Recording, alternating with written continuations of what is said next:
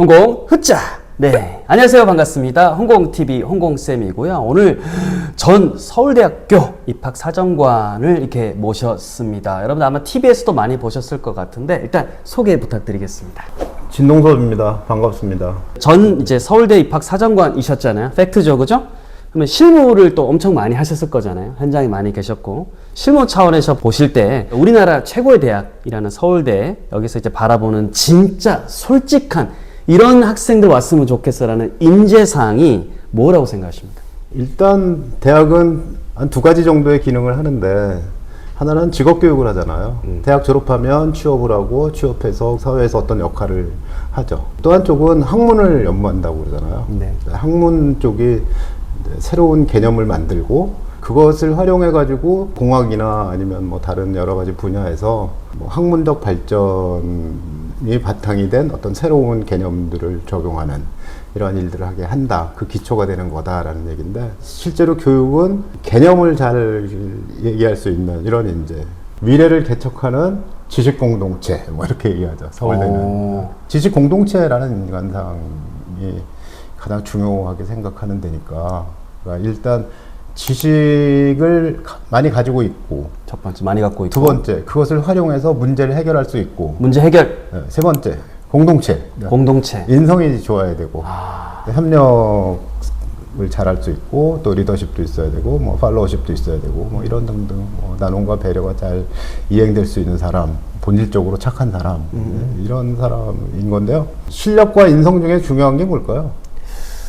뭐 실력은 기본으로 깔고 와야 될 것 같고, 인성 요즘 또 하도 많이 말을 해서. 그냥 모든 사람은 인성이 좋아야 되잖아요. 근데 이제 대학에서 학문을 중시하는 데는 그 실력이 없으면 아무것도 안 되니까, 봉사를 실천하는 사람을 길러내는 게 아니라 봉사를 기획하고 그리고 정책을 수립하는 사람, 이런 사람인 거죠. 개념을 설계할 수 있는 사람. 그러나 초중등 교육은 인성이 더 중요합니다. 아, 초중등은 또 이렇게. 네, 사람이 돼야지 그 다음에 뭐 공부가 중요한 거지. 인성이 나쁘면 엄마 진짜 고생해요. 애가 맞으면. 근데 우리 생활기록부에 인성을 평가할 수 있는 자리가 그렇게 많지 않아요. 뭐 현직에 계셨으니까 알지만, 네. 원래 생활기록부에는 안 좋은 얘기 안 쓰잖아요. 학생이 안 쓰죠. 발전한다는 관점에서 그렇죠. 써도 되거든요. 원래는 이 학생이 지금은 나빴는데 다음 학년 가니까 좋아졌어. 그럼 발전했구나, 인성이 좋아졌구나, 이렇게 평가하면 되는데, 그렇게 하는 것이 좀 옳지 않다, 이런 생각을 갖고 보니까, 의학학 계열 같은 데는 이제 상황 면접으로 이 학생이 나눔 배려가 되는 학생인지, 아니면 자기 독단적으로 생각하고 고집이 세고 자기중심적인지, 뭐 이런 것들을 면접에서 보죠. 생활기록부에는 뭐 나와 있는 게 없으니까. 어쨌든 서울대학교에 오려는 학생은 서울대학교 평가 기준과 관계가 있어요. 평가 기준이 학업 역량, 학업 태도, 학업의 소양, 이렇게 얘기하는데, 학업 역량이란 공부 어떻게 하냐잖아요. 그 비중이 제일 크죠. 만약에 입시에서 공부를 못했는데 인성이 좋아서 뽑았어요, 그러면 부정행위라고, 부정입학이라고 하겠죠. 실력이 돼야죠. 예, 그러니까 실력은 있어야 된다. 그 다음에 학업 태도는 공부하고 싶은 마음이거든요. 그래서 나는 진짜 간절히 공부를 하고 싶어. 이 간절함. 그 다음에 어려운 공부에 도전하고 할 거야. 이런데 도전 정신, 이게 있냐. 그게 이제 학업 태도고요. 마지막에 이제 학업의 소양은 인성, 나눔 배려, 뭐 이런 것들을 이제 기본적인 태도를 학업의 소양이라고 하죠. 그럼 이제 다음 질문 넘어가 보도록 하겠습니다. 이제 2028 이제 우리 대입 이제 변환이 이게 되잖아요. 진짜 관심이 많이 크거든요. 근데 좀 복잡하고 공부를 굉장히 많이 해야 될 것 같은데, 어떻게 이제 운영이 될지 전체적인 맥락을 좀 쉽게 좀 설명을 해 주실 수 있을까요? 네. 고교학점제가 되면서 뭔가 고교학점제가 뭐지? 그리고 거기에 따른 대입이 제대로 이루어지고 있는 건가? 이제 이런 게 궁금하잖아요. 네. 고교학점제는 크게 세 가지 특징이 있는데요. 하나는 과목 선택형 교육과정이라는 점이죠. 근데 과목 선택형 교육과정이 우리나라에서 시작된 게 2002년부터니까 이렇게 낯선 개념이 아니에요. 꽤 됐네요. 7차 교육과정이 97년 12월 말에 고시가 됐어요. 98년서부터 이 선택형 교육과정을 홍보하러 다닌 거예요.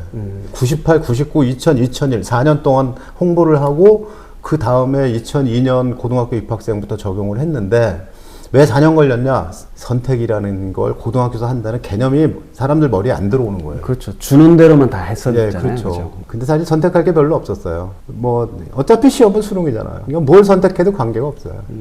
그래가지고 별로 이제 선택의 의미가 없었지만 하여튼 선택 교육 과정이 운영된 지 오래됐다. 두 번째는 F를 주자인데 이 F를 주자는 것도 2007 개정 때부터 논의가 됐으니까 2005년부터 논의된 거예요. 그때가 교실 붕괴가 막 문제가 됐던 때거든. 교실 붕괴를 막는 방법으로 F를 주자. 그런 주장이 있었는데 적용을 못 했었죠.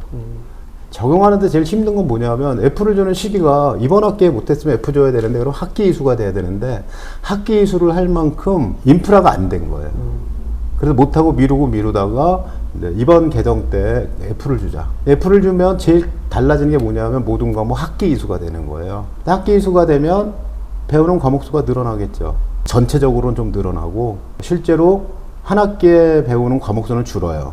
예컨대 물리원이다. 그러면은 2학년 1학기 때 2시간, 2학기 때 2시간. 이렇게 하는데 한 학기에 다 해야 돼요.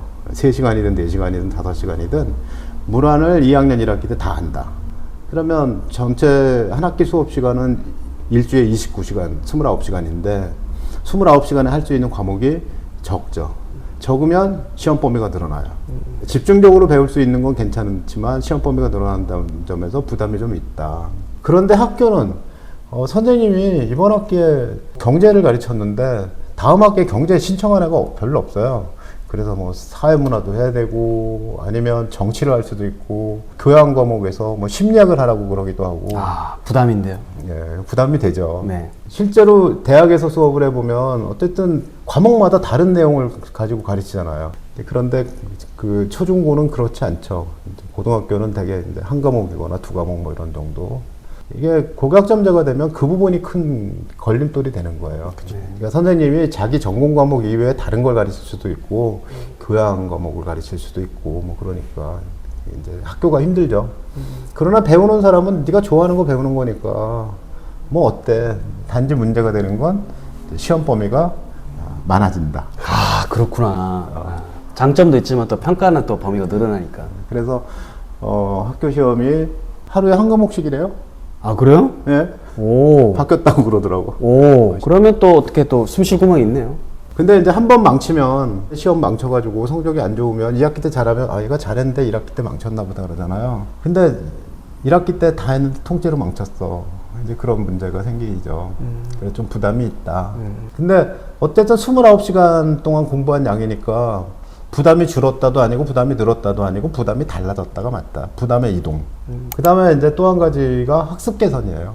예전에는 점수 좋은 사람이 우수한 사람이라서 대부분의 과목이 시험 과목이니까 모든 과목에서 문제풀이 수업을 했었어요. 80년대. 네. 그 수능 이전까지는. 93년에 이제 처음 수능을 보는 거니까 91년 입학생이 수능 준비를 하기 시작하잖아요. 국영수 비중이 엄청 커요, 수능은. 국어, 수학, 영어 수업은 다 문제집 가지고 수업을 하죠. 그러니까 학생이 뭐 영어 시간에 영어 회화로 말을 해요. 이런 거 없어요. 그렇죠. 카세트 들고 와가지고 일단 듣기를 하고 나머지는 다 문제풀이. 풀어야죠. 국어도 뭐 그런 거 없어요. 토론, 뭐 발표 이런 거 없어. 그냥 국어도 다 뭐 텍스트 가지고 읽고 주제 찾고 보기 중에서 답인 거 아닌 거 골라내기 이런 것들 가지고 수업을 한단 말이에요. 그러니까 이제 수업 개선하자고 그랬는데 수업 개선이 안 되는 거죠. 수업의 가장 큰 방향은 학생이 실제로 해서 익히는 것, 참여하는 수업이라고 얘기하잖아요. 그 수업이 이제 깊이 있는 학습이다, 뭐 실장으로 연계된 학습이다 이런 말로 정의가 되는데 이걸 바꿔놓은 게 학생부 종합전형인 거예요. 학생부에 써 있는 내용을 보고 대학이 평가하는데 대학의 생각은 얘가 직접 뭔가 해봐야 돼. 그건 그 교과뿐만 아니라 진로 똑같아요. 직접 해봐야지 너한테 맞는지 아닌지 알 거 아니야. 그 어려움도 알 거고. 그런 것을 진로 탐색을 하면서 동시에 그 체험을 하기를 원하거든요. 모든 교과에서도 교과의 개념 원리를 배운 다음에 그걸 적용해서 지식을 탐구하는 거죠. 그래서 자기의 지식으로 구축한다. 근데 그렇게 생각을 하는 것이 이제 입학사정관제인 거고, 거기에 맞춰서 이 고교학점제에서도 그 수업을 바꿔야 된다는 거예요. 그렇죠. 네. 그러니까 개념 원리를 잘 배우고 탐구하고 발표하고 성찰하는 이렇게 바꾸자. 근데 그 얘기를 우리나라에서 처음 시작한 건 이미 1986년쯤이에요. 굉장히 일찍 시작이 됐네요. 강의식 수업보다는 학생이 참여하는 수업이 더 효과적이다라고 얘기하기 시작한 건 이미 꽤 오래전 얘기고. 근데 이제 그걸 우리 교육에서 실천하자라고 얘기했는데 안 된 이유가 입시가 그게 아니거든. 2008년에서 제일 그 중요한 입시의 개념은 뭐냐면 교육과정이 이렇게 달라졌을 때 F를 준다는 거 우리한테 영향 주냐? 안 줘. 근데 과목 선택형인데 도전적으로 선택하기, 어려운 과목을 선택하는 건 영향을 주냐? 줘. 네. 그 다음에 수업 방법에 영향을 주냐? 줘. 주죠. 네. 수능을 본대. 근데 수능에 미적투를 안 본대. 미적투가 필요한 쪽은 미적투를 보고 싶은데 필요한 과가 너무 많아. 그렇죠. 아닌 과가 뭐 국문과, 영문과 뭐 이런 데고 국문, 영문에서도 언어학 하려면 다 미적투까지는 해와야 되거든. 뭐 이런 시대가 되어버렸어요. 그러니까 학생이 무엇을 공부했는지를 평가하는 도구에 수능이 역할을 못하는 거예요. 그러니까 수능이 역할을 못한다가 하나고 두 번째는 내신이 이제 9등급에서 5등급으로 바뀌니까 네. 내신의 숫자 평점만 가지고서는 그 학생을 선발하기가 어렵다.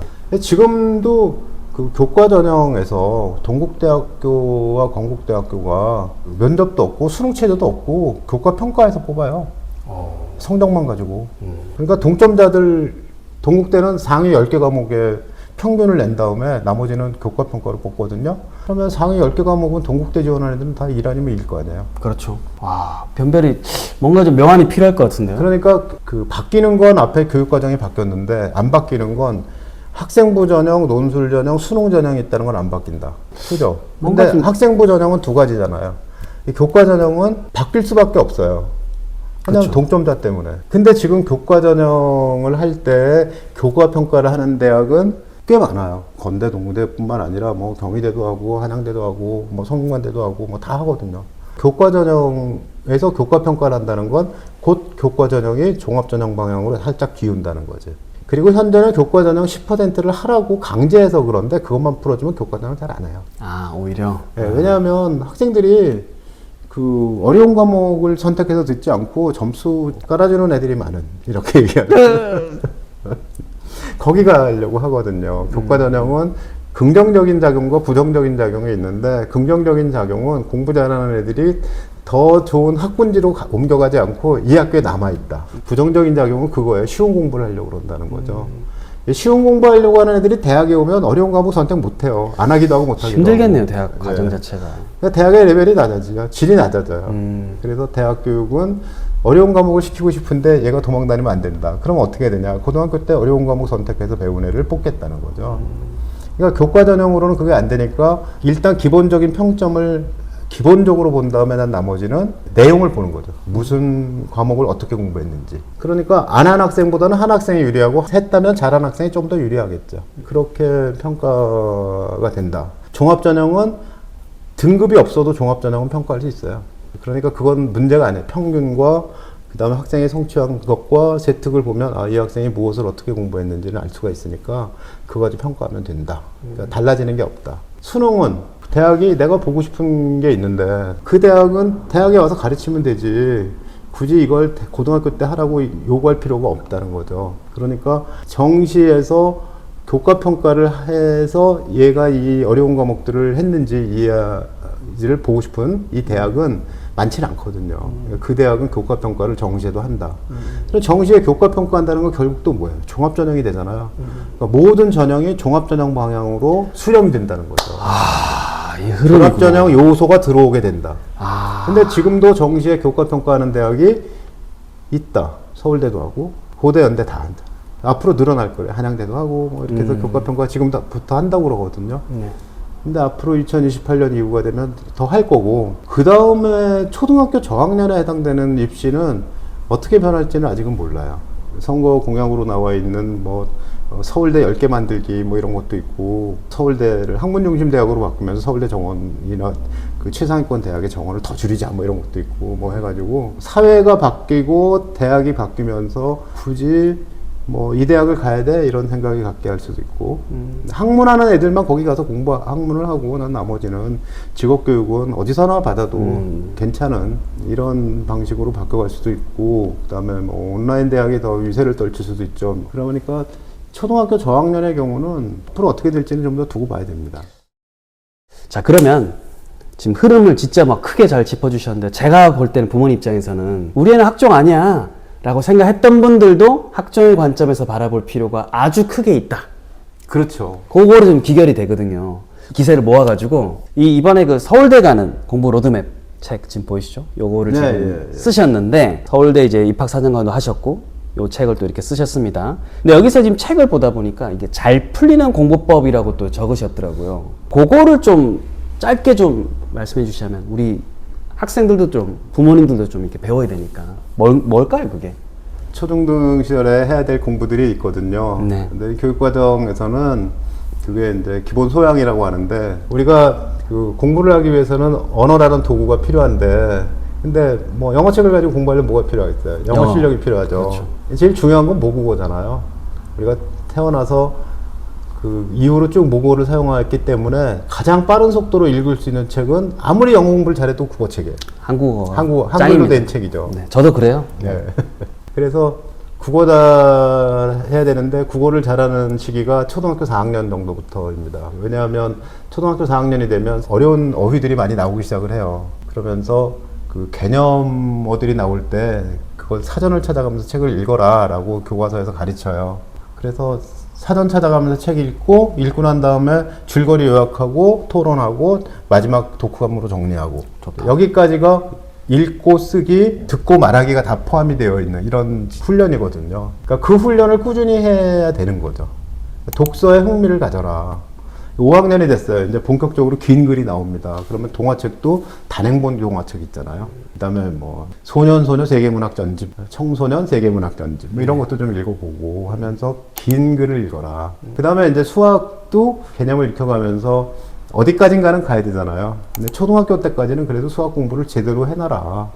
사칙 연산 정도 해야 되고, 또 방정식의 기초 정도까지는 초등학교 때 이미 나오거든요. 거기까지는 해야지 중학교 가서 방정식과 부등식을 알 거고, 고등학교 가면 함수를 알게 되고 그러지 않냐. 그러니까 어느 수준까지 공부할까는 본인이 정하는 거지만, 교과서 수준에서 기본적인 개념까지는 잘 익혀야 된다는 거죠. 그 다음에 뭐 영어 공부해야 되고, 앞으로 지식의 대부분은 영어로 돼 있으니까 영어로 된 지식을 받아들여야 되니까, 사실 사회생활 하다 보면 영어 전공한 사람들이 엄청 유리해요. 저 요즘 많이 느끼고 있습니다. 편하더라고요. 편해지더라고요. 그렇죠. 네. 그 다음에 이제 마지막이 코딩이잖아요. 코딩은 급하진 않아요. 왜냐하면 수학에서 미적분까지는 배워야지 그 다음 코딩을 좀 더 자유롭게 할 수 있는, 그 다음 뭐 행렬도 배우고 뭐 그래야 되니까 코딩 얘기가 아주 급한 건 아니거든요. 순서가 그거예요. 1번 언어, 2번 수학, 3번 디지털. 어린 시절부터 책 읽기는 꾸준히 해야 된다. 수학 공부도 어느 만큼은 꾸준히 해 나가야 된다는 거죠. 그런 정도 해놓으면 나중에 중고등학교 가서도 크게 떨어지진 않아요. 그 대신 이제 사회나 과학에 나오는 건 단편적인 지식들이 있는데, 그런 넓은 지식에 관심을 갖고 그 지식을 이해하고 그래야지 나중에 이제 과학을 배울 수 있는, 혹은 사회를 배울 수 있는 그런 기반이 마련이 된다. 자, 이제 마지막 질문 드리도록 하겠습니다. 요즘 이제 자기 주도 아까 말씀하셨고, 그다음 중간에 이제 탐구 말씀하셨는데, 이게 확실히 좀 대세인 것 같더라고요. 아까 뭐 학생들의 학습법 요것들은 이제 말씀해 주셨는데, 이런 뭔가가 이제 많은데, 어쨌든 자기 주도 탐구를 이렇게 막 중점적으로 하게 이제 만들고 싶은 이제 부모님들은 과연 이제 어떤 자세, 어떤 역할을 해야 된다고 생각하십니까? 첫째는 아이를 책상에 앉힐 수는 있어도 생각하게 만들 수는 없어요. 생각은 아이가 하잖아요. 이거 뭔가 찔린다. 그렇기 때문에 부모님이 공부 압력을 적절하게 주는 것은 중요하지만, 아이가 생각할 수 있게 분위기를 만들어줘야 되잖아요. 분위기. 근데 막 큰 소리 치고 야단치면 머리가 굳어요. 분위기가 부드러워야 되고, 긍정적이어야 되고, 격려해야 되고. 그래서 아이를 많이 격려해 주세요. 이게 제일 중요하겠죠. 성공한 사람들 보면 그러잖아요. 부모님이 어땠어요? 그럼 저를 무조건 믿고 지원해 주셨어요. 근데 아이가 원하지 않는 뭔가 된다고 해요. 뭐 공부하기 싫어서 탤런트가 되겠다고 그래요. 부모님의 기대랑 다른. 예. 그래도 일단 긍정을 해주시면 도움이 되죠. 탤런트가 되겠다고. 어떤 탤런트 보니까 인터뷰하는데 영어 진짜 잘하더라. 그런 식으로. 영화에 보니까 야 이런 장면이 있는데 그 과학을 모르면 그 영화 못 찍겠더라. 살짝 이렇게 곁다리를. 역시 그 영화 배우도 공부가 중요한 거구나. 뭐 이렇게 얘기를 좀 해서. 사실이기도 하고요. 사실입니다. 그렇죠. 네. 어쨌든 아이가 어떤 것을 선택하더라도 그것이 공부하고 연결돼 있다는 것을 알려주는 게 의미가 있고, 부모가 직접 알려주는 것보다는 멘토가 알려주는 게 좋습니다. 대변인을 써야 되는군요. 네, 홍콩 선생님한테 부탁하면 갑자기 갑자기 아니, 선생님이 하셔야죠. 아이가 그 받아들일 수 있게 이렇게 해야 되는데, 엄마가 얘기하면 아이들이 잘 안 받아들여요. 힘들죠, 그죠? 네, 네. 당연한 말인데 맨날 똑같은 말 또 해, 뭐 이렇게 얘기하니까. 그 다음은 이제 공부 습관에 대한 얘기인데, 아이가 학교 갔다 오면 이제 숙제도 하고 자기 공부해야 될 계획대로 뭔가 해야 되잖아요. 네. 근데 그것에 습관을 들이는 어떤 시기를 가져야 되고, 가족들이 협력해서 그 공부 습관을 갖게 하는 게 그 아이가 쭉 성장하는 데 의미가 있고요. 마지막으로 하나 부탁드리고 싶은 말씀은, 뭘 어떻게 하는 게 유리할까라는 말씀은 안 하시는 게 좋습니다. 유불리 많이 따지는데요. 근데 공부하다 보면 저절로 뭔가 이루어지는 건데, 근데 유리한 건 도전적인 태도를 갖고 해보는 게 유리한 거예요. 일반고에서 배우는 과목 중에 어렵다고 하는 과목을 우리가 고급 과목이라고 그냥 그래요.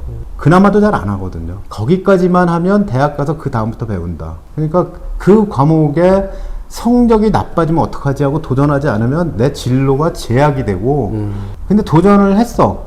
성적이 안 좋아. 그래 노력한 걸 인정받는다는 거죠. 뭐 또 요즘은 전공 자율선택제라 가지고 뽑는 범위가 넓어지면, 그러면 최상위권 학과보다는 조금 더 아래쪽으로 커트라인이 형성이 되잖아요. 그러니까 뭐 그런데 가가지고 나중에 전공을 바꿔도 되고. 중간에 뭐 이렇게 할 수 있는 거는 옵션은 많으니까요. 네. 그러니까 뭐가 유리해라고 하지 마시고, 우리 애가 과연 도전할 수 있는 힘이 있는지, 그 마음을 갖고 있는지, 그리고 도전하도록 부추기셔야 됩니다. 하여튼 그 뭐 학군지가 유리하냐, 뭐 무슨 과목 선택이 유리하냐, 이런 모든 것들이 답이 있어요. 도전이 유리하다. 간절한 마음이 유리하다. 그렇죠. 뭐가 되고 싶은 간절한 마음이 유리하다가 답인데, 아이에게 야 이렇게 하는 게 유리하지 않을까 하고 입시공학적으로 접근을 하면 아이가 딱 그만큼만 성장하고 그 이상 성장하지 않습니다. 그 틀 딱까지만 한계인 거네요, 그죠? 그렇죠. 그래서 서울대학교에서 학생부 종합전형 안내라는 책자를 내고, 웹진 아로리라는 데서도 학생들 신입생 인터뷰를 내거든요. 근데 그런 것들을 보면 그 학생들이 공부를 내가 스스로 좋아서 했고 도전했고, 의대 지망자들이 모여있는 거기 가서 내가 생명과학을 공부했어. 무슨 과냐면 경제과 가는 학생이 거기 가서 했대요. 헐. 도전이다 뭐 그런 얘기 하거든요. 그걸 읽으시면서 뭔가 영감을 얻으시면 자녀 교육에 도움이 되지 않을까. 자, 결국 끝에 제가 느낀 거는, 저도 이제 아이를 키우는 부모다 보니까 우리 애가 좀 이렇게 뭐 실수하면 어떡하지, 실패하면 어떡하지, 좀 두려움을 저도 이제 어떻게 보면 가지고 있는데, 애들이 어떻게 보면 좀 용기를 가지고 도전할 수 있도록 부모가 좀 옆에서 분위기를 만들어주는 게 굉장히 좀 중요하다는 생각이 들고요. 오늘 이제 우리 진동석 선생님께서 사실 30년 플러스 알파의 이야기를 해주셔가지고 저는 굉장히 좀 정리가 많이 되고, 정말 이 내공을 이렇게 좀 배울 수 있는 시간이었는데, 이것도 관련 내용은 또 이게 집필하신 서울대 가는 공부 로드맵 이 책자에 또 잘 나와 있으니까, 여러분들 또 관심 있는 분들은 구매하시거나 이제 관심 도서로 도서관에 신청하셔서 이렇게 좀 많이 공부하셨으면 좋겠습니다. 자, 앞으로도 제가 보니까 더 많이 또 입시는 또 이렇게 변화하고 있고, 또 그 상황에 맞춰가지고 해주실 이야기가 많을 거라고 생각하는데요. 네. 그죠? 건강하게 또 홍공TV 한 번 더 출연해 주시면 감사하겠다는 말씀을 예, 고맙습니다. 알겠습니다. 예. 저희 또 다음 기회에 뵙도록 하겠습니다. 감사합니다. 네, 고맙습니다.